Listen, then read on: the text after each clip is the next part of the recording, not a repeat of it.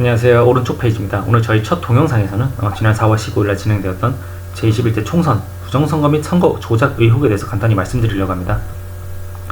역대 최고 투표율이라 불리고 66%를 자랑했고 이제 행정부를 견제해야 할 보수 야당의 득표율은 지난 20대 총선보다도 못한 결과가 나왔는데, 다들 아시다시피 여기 그래프를 보시면 간단한 결과 내용은 국회 전체 300여 석 중에서 미래통합당, 미래한국당이 이제 103의석을 차지했고, 더불어민주당과 더불어시민당 이 자체만 180석, 그리고 이제 정의당이나 범여권, 무소속 후보들까지 합하면 전체 300여 석 중에서 이제 190석 이상이 여당입니다. 처음에는 그럴 수 있다고 생각을 했고, 이제 대한민국에서 보수는 끝이 났구나. 단순 과반수가 아닌 이 정도 이제 공룡 여당을 만들어낸 정도면 이런 개표 결과를 봤을 때 대한민국에 정말 개돼지들이 많구나, 이렇게 생각을 했었습니다. 하지만 여러 개표 자료들과 또 다른 인터넷 자료들을 종합해보니 부정선거 의혹이 다분해서 부분 자료들을 인용해요. 언론에서 말하지 않는 부분들에 대해 한번 지적을 해보려 합니다. 자, 이제 여기 중앙선거관리위원회에 나온 이제 통계 자료인데, 이제 광진구 고민정과 오세훈에 대한 결과 내용, 득표 결과가 여기 쫙 나와 있습니다. 관내사전 투표부터 각 투표소별로 관내사전, 그리고 이제 현장 투표 결과가 딱 나오는데, 제가 이 자료들을 종합해서 이제 엑셀을 하나 만들었어요. 자, 여기 보시면 광진구 고민정 전체 투표수 54,210, 오세훈은 51,464. 고민정의 득표율이 이 둘만 비교했을 때, 다른 무소속이나 다른 이제 뭐 정의당 이런 후보들 빼고 이 두 사람만 비교했을 때 고민정은 오세훈에 비해서 이제 51% 득표율로 당선이 되죠. 하지만 여기 관내사전 투표를 보시면 고민정이 오세훈의 61%의 득표율을 보여요. 전체 고민정 관내사전에서 6,439표를 얻었고 오세훈은 4,177. 그리고 이제 각 투표소별로 관내사전 그리고 현장 투표에 대한 결과가 나오는데, 9일동만 보면 고민정의 득표수는 이제 2,696, 오세훈은 1,648. 고민정의 득표율이 62%가 넘어요. 오세훈은 38%. 하지만 이제 투표 당일 4월 15일날 현장 투표 결과로 보면 둘은 대등한 결과를 보이고 있죠. 52%, 48%. 그리고 9.23동을 보면 또 신기한 게, 관내사전에서 또 고민정이 3,007, 오세훈이 2,441로 고민정의 득표율이 56%를 이뤄요. 하지만 이제 4월 15일 현장 투표 당일에는 오세훈이 59%의 이제 득표율을 보이고 있죠. 고민정은 41%. 자행 1동 또한 마찬가지 관내사전에서 고민정이 60%의 득표율을 보였지만 투표 당일날은 비등한 득표율을 보였고, 자행 2동 동안 58%, 42%. 하지만 투표 당일날 오세훈의 54%. 자행 3동 관내사전에선 또 고민정이 54%였지만 투표 당일에 오세훈이 61%. 자양 4동 관내사전 고민정 56%, 하지만 투표 당일 오세훈 55%.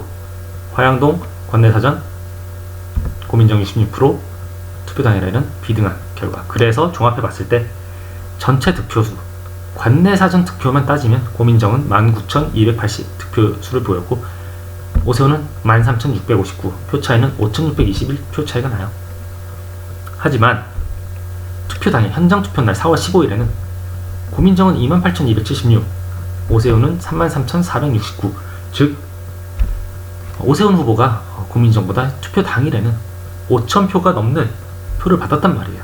사전 투표는 5,621표 차이로 졌지만 이 부분이 참 말이 안 됐어요. 그래서 원래 이런가 하고 제가 똑같이 이 전 총선인 20대 총선 추미애와 정준길, 이제 더불어민주당 추미애와 민주당 추미애와 이제 새누리당 정준길의 득표 통계를 한번 봤는데, 또한 20대 총선에서도 추미애가 전체 득표 43,980표로 득표율 57%의 득표율을 보여서 정준길 의원을 제치고 이제 후보를 제치고 이제 의원이 됐죠. 선거가 뽑혔는데, 여기도 보시면 이제 관내사전 추미애가 3,121, 정준길 1,828, 추미애가 63%. 20대 총선에는 아마 뭐 조작이 없었다. 이 그래프를 20대 총선과 21대를 보시게 되면 확연한 차이를 보이실 거예요. 관내사전과 투표 당일에 이루어진 득표율이 비슷해요. 어느 정도 오차 범위 5% 내에서.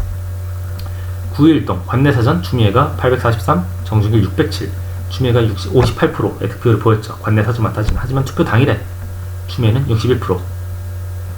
똑같이 관내사전과 투표 당일에 비례한 득표율을 보이고 있고, 9.23동 관내사전에 추미애 1108, 정준길 813으로 또 58%의 득표를 보였지만 투표 당일도 54%또 리드를 했고, 자양일동 또한 53%, 58%, 자양이동, 관내사전 50%, 투표 당일날 오히려 더 많은 득표를 보였어요. 추미애 의원이. 자양삼동, 관내사전 55%, 투표 당일날 52%, 비례하죠. 자양사동, 관내사전 49%, 투표 당일날 더 많은 득표를 보였어요. 화양동 또한 마찬가지로. 그리하여 이 둘의 표 차이, 관내사전에서 추미애는 6,329표를 얻었는데 정준길은 이제 4,990, 표 차이가 1,339, 전체 55.9%의 득표율을 보였고, 투표 당일날도 마찬가지예요. 투표 당일날 추미애가 34,218표를 얻었고 정준길이 26,745표를 얻었는데, 그래서 총 7,473표 차이가 나요. 하지만 득표율은 56%. 관내사전 득표율과 투표 당일 득표율이 비례해요. 그래서 제가 일전에 지금 보여드렸던 오세훈과 고민정, 참 이상하다는 거예요. 관내사전이 높았으면 당연히 투표 당일 득표율도 높아야 돼요. 하지만 투표 당일날 역전된 경우도 있고, 이 차이가 고민정이 56%로 관내사전 투표를 받았으면 최소 투표 당일에도 오차 범위 내에서 2 이상 60%의 득표를 보인다든지, 또는 적더라도 50% 정도, 51, 2% 정도의 리드를 가졌어야 되는데 오세훈의 득표율이 훨씬 높았단 말이에요. 60%죠. 자, 그러면 광진구만 따지고 보면은 또 이제 오류가 생길 수 있으니 제가 이 밑에 종로구 이낙연과 황교안에 대한, 이제 황교안 대표에 대한 득표를 보여드리려고 해요. 전체 득표수 이낙연 54,902, 황교안 37,594. 이낙연이 황교안보다 이제 10% 정도 앞선 결과로 당선이 됐는데 59%, 41%.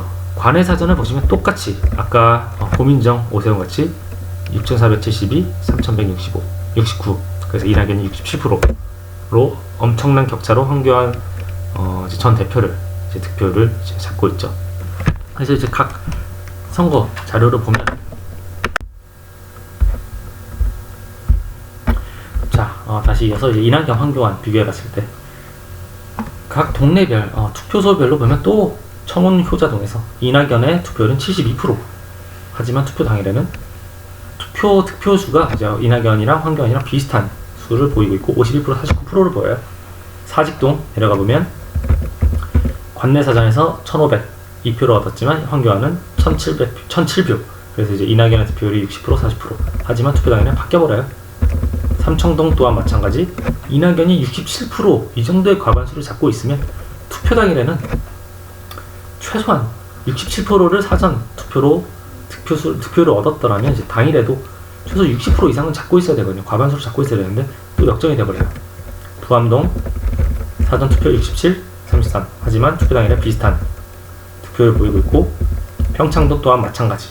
평창동은 이낙연 60% 관내 사전 투표에선, 하지만 투표 당일에는 역전이 되고, 무학동 또한 마찬가지고요. 교남동 마찬가지. 가이동 66%, 53%. 종로 1, 2, 3, 4 투표 당일에는 비슷한 득표를 보였지만 관내사전에서 또 과반수 이상인 64%를 지니고 있고요. 차이가 엄청나요. 종로 5, 6가도 마찬가지. 이화동 72%, 1%를 잡았고 투표 당일에 57%. 해화동 또한 관내사전에서 엄청난 차이를 보였지만 투표 당일에는 비슷한 차이를 보이고 있고, 창신 또한 70%, 60% 이렇게 달라지고 있는데, 그래서 전체 표차를 봤을 때 관내사전에서 이낙연은 24,093. 관내사전 득표율로만 따지면 이제 이낙연이 황교안 대표보다 전 대표보다 67.1%의 득표를 보여서 당선이 된다고 하고 있죠. 하지만 투표 당일날 봤을 때 큰 차이가 없어요. 뭐 당연히 자료 숫자로 보시다시피 황교안의 득표율은 투표 당일에도 졌어요. 하지만 이 정도의 차이가 67%의 표 차이는 아니었다, 이 말씀을 드리고 싶어요. 그래서 제가 이 자료를 만든 거고, 자, 그럼 이제 서울이 아닌 보수당, 이제 미통당의 텃밭인 부산 동래구를 한번 가볼게요. 이번의 결과는 민주당의 박성현 후보가 김희곤 후보한테, 미통당 김희곤 후보한테 밀려서 당선이 되지 않았죠. 전체 박성현의 득표율 45%, 55%, 김희곤은 55%로 당선이 되겠는데, 여기도 보시다시피 미통당 텃밭인 부산 동래구에서 관내사전 투표는 또 박성현 후보가 리드를 해요. 58%로. 관내사전도 마찬가지. 관내사전에서 민주당 박성현이 5540, 55%의 득표율을 보였지만 투표 당일에는 김의곤이 59%. 그리고 또 명륜동 또한 보시면 이제 박성현이 55%지만 김의곤이 56%. 온천 제1동 또한 박성현이 이겼지만 관내사전에선 당일은 졌어요. 온천 제3동 이겼지만 또 졌고, 사직 1동 이겼지만 졌고, 사직 2동 마찬가지. 그래서 이렇게 비교해 봤을 때 관내사전에서 민주당 후보가 52%로 과반수의 득표를 차지하죠. 하지만 투표 당일에는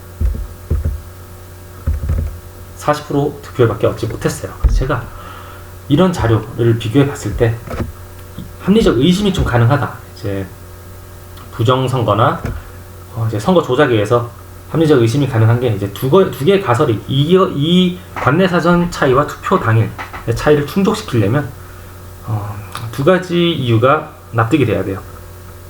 하나는 50대 이상 사전투표. 이번 사전투표의 가장 연령대별로 이제 사전투표를 봤을 때 50대, 60대 이상이 가장 높았는데, 50대 이상이 사전투표 나가서 민주당을 몰표 때리고 20, 30대가 본 투표에 이제 저조하거나 전체 유권자 중에 이제 민주당 지지자가 사전투표로 몰려갔을 때 이런 결과가 나올 수 있어요. 하지만 제가 아까 20대 투표를 보여드렸듯이 관내사전과 투표 당일의 투표수는 비례해야 돼요. 그래서 전체 득표율이 오차 범위 내로 비슷할 수 있도록 이렇게 나와야 되는데, 지금 뭐 광진부터 지금은 제가 한 2개, 3개 정도의 자료를 가져왔는데 전체를 다 둘러보시면 다 이런 수예요. 관내사전 투표는 미통당이 엄청 깨졌어요. 부산에서도 마찬가지로 깨졌는데 투표 당일에는 비슷하거나 미통당이 더 리드하고 있는, 장악하고 있는 그런 득표를 보이고 있었죠. 자, 지금 언론에서는 이번 총선을 공룡 여당의 탄생 또는 문재인 정권에 대한 국민들의 신뢰감이라고 표현하고 있는데, 만약에 입장이 바뀌어서 같은 상황에 공룡 야당이 탄생되었다면 좌파들 이미 대가리 깎고 코로나건 사회적 거리 두기건 무시하고 촛불 들고 길거리 나왔어요. 미통당과 보수단체들은 이 부분에 대해 확실하게 조사 촉구를 해야 되고 실행되어야 합니다.